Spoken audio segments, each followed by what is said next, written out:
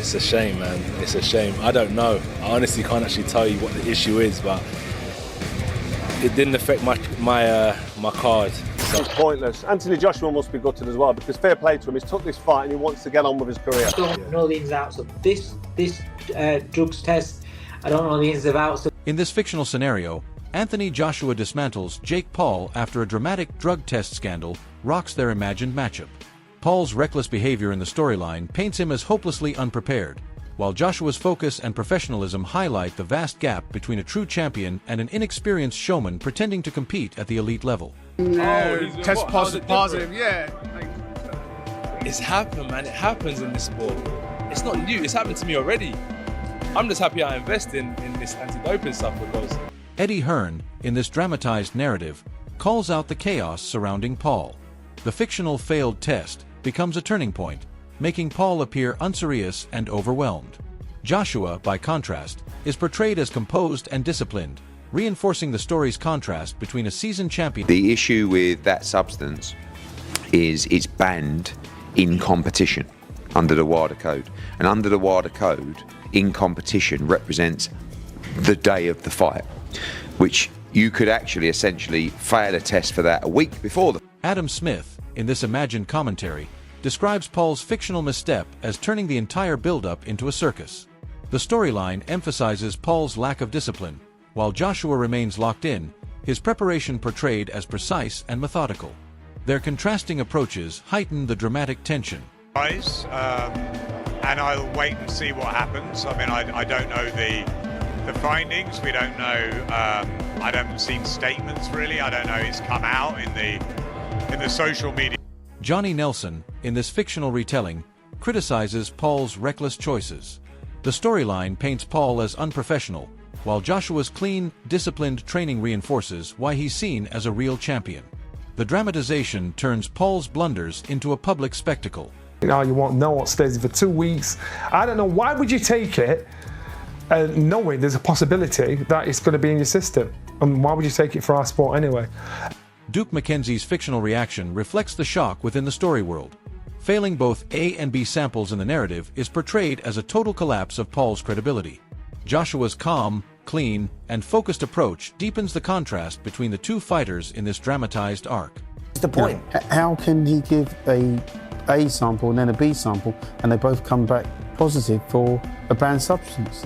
It doesn't make any sense. In this storyline, Eddie Hearn's update reveals the turmoil Paul has created around the fictional board. As Paul's credibility crumbles, Joshua remains steady and professional, highlighting why he commands respect while Paul's dramatized antics invite ridicule. At the moment, the British Boxing Board of Control aren't. So we have to speak with them, deal with the legal situation and see where it lands. And this is quite fresh. Obviously, I don't even think it's 30 minutes. I think it's more like 10 or 15 minutes since that. And, we'll see what rolls on the next. Spencer Oliver, in this fictional account, points out the chaos created by Paul's cocaine controversy. While Paul stumbles through scandal in the narrative, Joshua continues his disciplined preparation, strengthening the story's themes of professionalism versus recklessness. Blown away by what it is, recreational drugs, cocaine, you just go, how has that got in your system? He's got some explaining to do for one, and you think with what you had on the line and with what what was coming up for you and the opponent you had in front of you, you just go like cocaine in your system. It's absurd. John Fury, in this dramatized commentary, blasts Jake Paul for relying on steroids within the fictional storyline.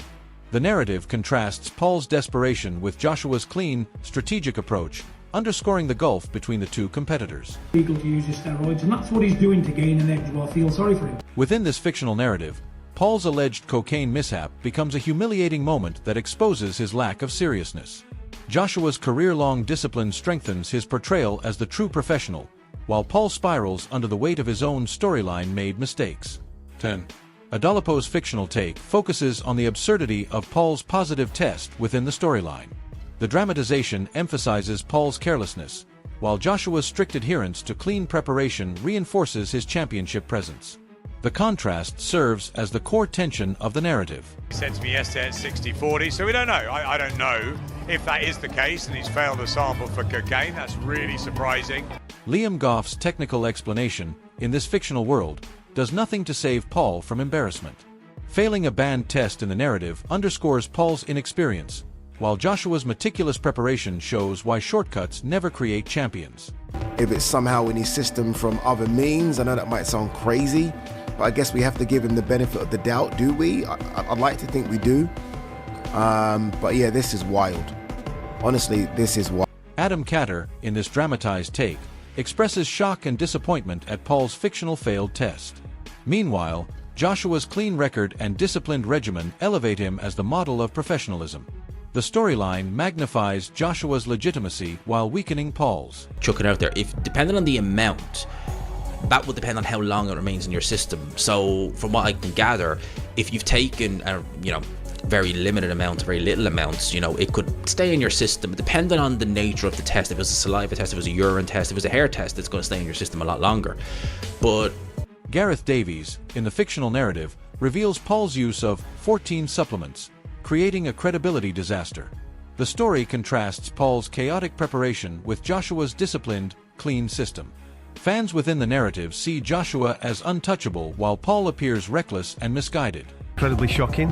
When any fighter fails a performance-enhancing drug test, it is incredibly shocking and disappointing. Carl Frampton's fictional commentary highlights the danger of shortcuts in the sport's imagined world. Joshua, portrayed as disciplined and respectful of boxing's traditions, stands in complete contrast to Paul, who becomes a cautionary figure in the storyline. In reporting on it this morning, I'm just slowly coming up. One of my colleagues, Jeremy Wilson's doing it for the Telegraph. He's the drugs expert, or the doping expert on the desk, and I think there was something like 14 supplements that he was using.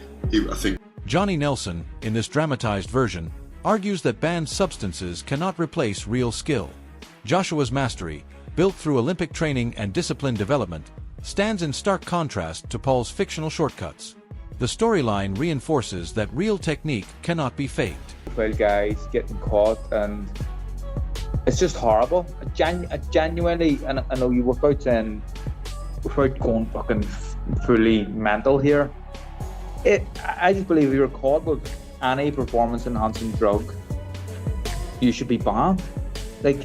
This fictional segment describes widespread shock after Paul's alleged cocaine test. The narrative suggests deeper concerns, while Joshua's spotless, professional approach highlights the massive difference between a true champion and a fame-driven novice. Paul becomes a cautionary tale. Joshua emerges even stronger. It'll make you a better fighter. Drugs may make you a little stronger, may make you give you a bit more energy, but it don't make you technically smart. It doesn't give you all of that.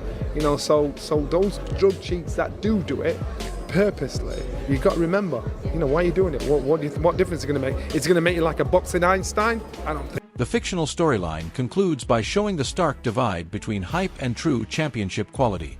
Paul struggles to contain the fallout from his dramatized test issues, while Joshua stands tall as the embodiment of preparation and discipline. Fans in the narrative question Paul's future, wondering whether he can recover, or whether Joshua's seasoned excellence will expose him entirely. That's kind of easier to digest. This is weird. I don't know if cocaine, I honestly don't know if cocaine is now used as a masking agent for a performance-enhancing drug.